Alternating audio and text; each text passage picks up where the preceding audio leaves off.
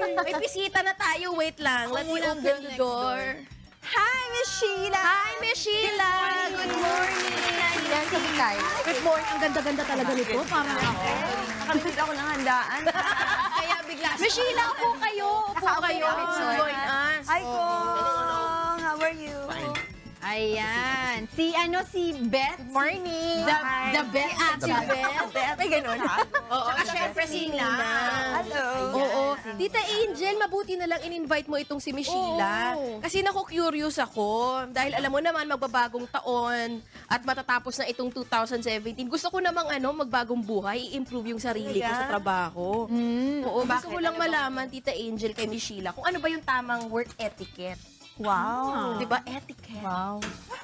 Unang-una sa kulay ng headband. Dapat gold. Dapat gold. Oo. Work etiquette, usong-uso yan ngayon, ha? And you would think common sense lang naman to. But actually, medyo challenging kasi may mga rules na governing the work processes eh. Paano ka makisalamuha sa tao, paano mo kumpletuhin yung trabaho mo, how's your relationship in the workplace. And usually, hindi lang to simple good manners. Kasi iba-ibang kumpanya, iba-ibang mga sitwasyon would require varied codes of etiquette. So, merong mga kumpanya, okay na maingay. Merong mga kumpanya, Na kailangan medyo tahimik. tahimik ka. May mga kumpanya, kailangan magaling kang makasalamuha. Whereas in other situations, ikaw kailangan trabahuhin mong mabuti yung inassign sa'yo. And socializing too much may affect your work. So pumapasok dito, Ms. Sheila, yung kultura ng kumpanya. Definitely. So the values of the organization should be aligned with the values of the person. Dahil kung hindi, that's when the clash happens. Baka maganda mag-resign ka na lang. Tapos di ba may mga instances din na masyado kang parang, kunyari, palabiro, tapos yung pala, yung mga kasama mo na offend na, or parang, for them, na nababastusan na sila sa'yo. So, dapat yun yung mga isa din sa mga tinitignan. Oo. And the sad part is kahit anong kagalingan mo, kung merong hindi nakagusto ng ugali mo, dahil nga dun sa non-conformance mo, dun sa regulations ng company, baka even your productivity can be overlooked. Oo. So, dapat bago ka mag-a-apply ng trabaho, titingnan mo muna yung profile ng company, ano yung kanilang vision, kung aakma ba yung personalidad mo doon sa trabaho na yun o doon sa kumpanya na pinapasukan mo. Yes, depending on the industry and the function. No? Pero yung mga core values naman, yung mga codes of etiquette ng mga companies, universal yan. Diba? May mga malalaking companies nga in the US, you have to be competent and you have to be nice.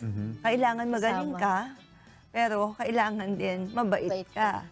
Oh. So, we would say they're universal. You just have to know kung ano yung mga boundaries mo. Ano rin yung mga requirements of you for that particular position.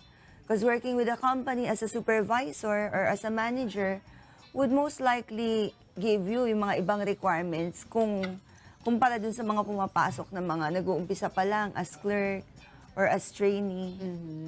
Yan. Tapos ano pa po yung mga pwede nyo ma-share sa amin na do's and don't para matandaan namin lahat dito? Sa yung etiquette, work etiquette. Pagdating sa work etiquette, tama yung point na yun. Alamin mo what are the codes of etiquette governing that particular workplace. Kasi doon ka makakatansya kung ano yung dapat mong gawin, kung hanggang saan, ano yung pwede mong i-push, ano yung kailangan mong bawasan.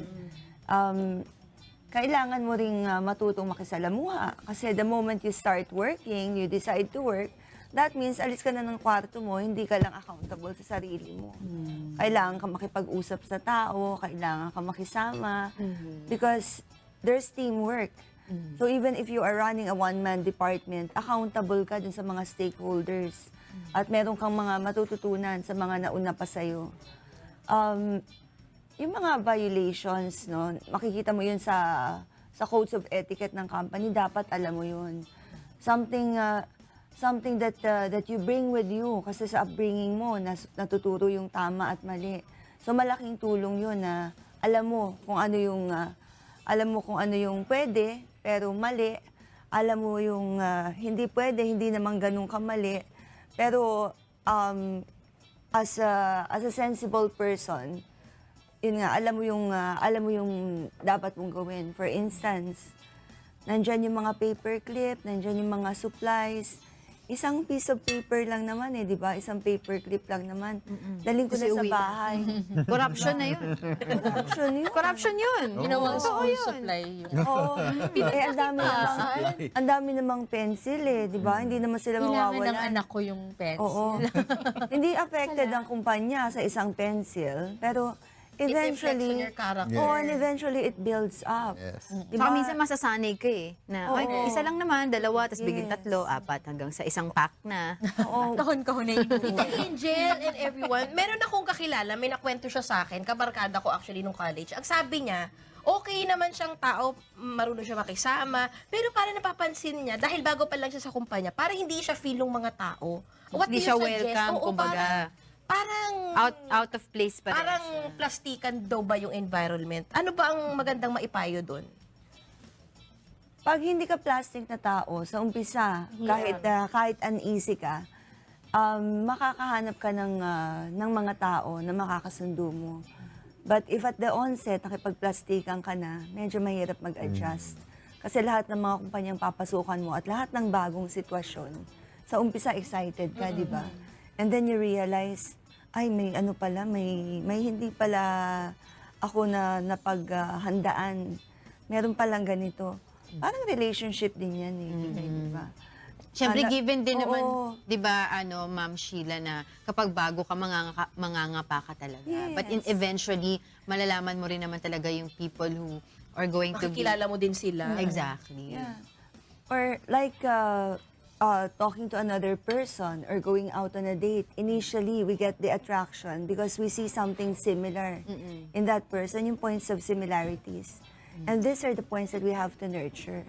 Kasi yan yung mga pagkakasunduan natin But eventually you realize that the person is not you. May mga points of differences. Kaya in many instances, pag bago ka sa kumpanya, excited lahat, nagsasaya. Tapos eventually, medyo meron ng mga hidwaan, di ba? Sa relationship, ganun din naman. Pag sinabi mo, oy, I think he's the one. Tapos pagkagising mo, parang iba siya. Ayaw mo na, Iba naman talaga siya. Ito, I Yun think lang.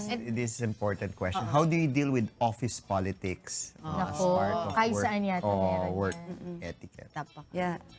Well, to what extent do you have to deal with office politics? Yun na May mga pwede kang... Hanggat kaya ba? Or once Kasi nakakakita ka na ng... bago ka sa kwan tapos above you are people jockeying for positions, no? Siyempre, they try to get your good side so that you would maybe have a better way of Advancement. looking at them than the other person. So how do you deal with that? Oo. Unfortunately, sa tanong na yan, Kong, no, one size does not fit all. Yes. So it's really judgment call, matter of sensibility, which is yung abilidad mo na tumansya ng pagkakataon, kung ano yung pulso ng organisasyon. And sometimes you have to step aside, sometimes you have to observe first, sometimes you have to mingle. But I would suggest always take the high road. Always be the better person. Always be kind. Always be positive, and always be productive. Focus on what you were hired to do, which is to perform your function. Kung ano yung requirements ng function mo at alam mo kasama dyan pakikasalamuhan sa mga tao, magpakabuti ka, magpakahusay ka. If you hear na may nagsisiraan, do you need Avoid to... it. Don't join in. Don't join. Be the better person. Hindi mo kailangan yung ganun. Do not allow yourself to get involved with situations that do not allow you to evolve. So kung hindi ka uunlad sa pakikipagchismisan at alam mo namang hindi, Won't make diba? you grow. Okay. But you can do it politely.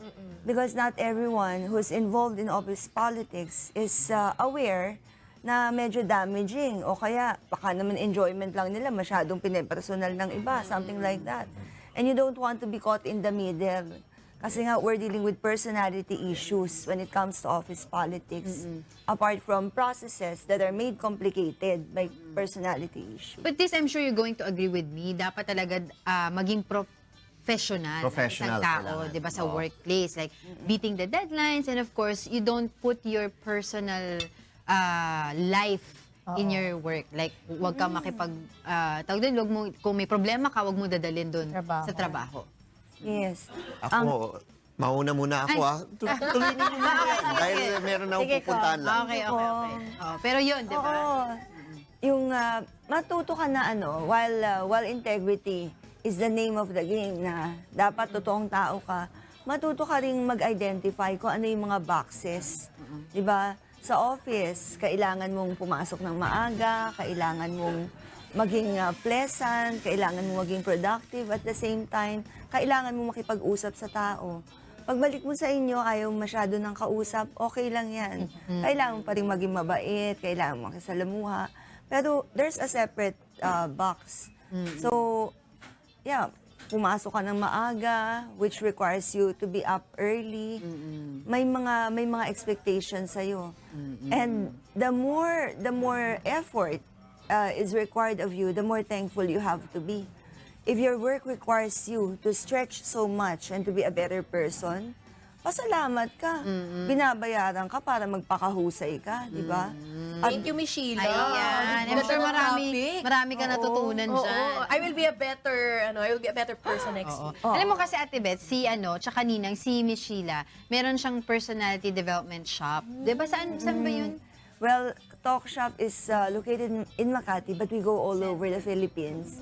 And we handle mga individual, corporate programs when it comes to personality development, etiquette training, leadership programs. Natuwa nga Pati ako ganyan yung eh. pagsasalita yung Public Gusto speaking. ko Ako rin. finesse. Soft-spoken. I-train mo nga kami, Ms. Sheila. Kailangan mo Kasi kung ano Kaya insight, analyze muna. Ipo-profile mo na kita. Baka masira ako. pero ako, Kikay, kung ano yung natural ka, yung maging ganun ka. Oo. Kasi hindi mo mababago kung sino ka. Importante lang, lagi kang may respeto. Tanggapin mo na. Diba? Gusto ko ganyan, soft-spoken. Oo. Wala tayong Hindi, magagawa. sila naman kasi, parang kung anong yung ugali mo as a person, I-develop. ano lang nila yun, parang Yeah. i-enhance lang. Yes, we build on the strengths of the person. Yung notion nga na, pag public speaker, kailangan makwento ka, makwela ka. Not necessarily. There are so many successful public speakers that are introverted. Hiyang-hiya nga sila sa tao nung kabataan nila eh. Paano ba yun, Ms. Sheila? For example, ako malakas yung boses ko. So parang malakas daw yung dating ko. So, anong gagawin ko? Strong Ganun talaga personality ako. yan. Di ba? Well, tama yung sinabi mo kanina. You have to be true to yourself. Because the more in touch you are with who you are, the easier it gets to adjust to different audiences. As important as your message, at ikaw kasama ka sa message mo, yung taong kausap mo. May mga tao okay na magpakwela. May mga tao Medyo kailangan off mo. for them. Oo, off. You have to adjust not only the outfit, but also the pacing, also the stories, and that calls for sensibility. And sensibility is simply your ability to sense what others are feeling or considering. Importante lang, lagi kang may respeto at saka fair ka lagi. Okay, on that note, maraming salamat, Ms. Sheila Viesca ng TalkShop. Let's eat, Ms. Sheila. Oo, salamat Tayo, po. si Kong kasi umalis si Kong eh. Oo. Pumunta ng pundahan. Pundahan. Tapos, Adrian,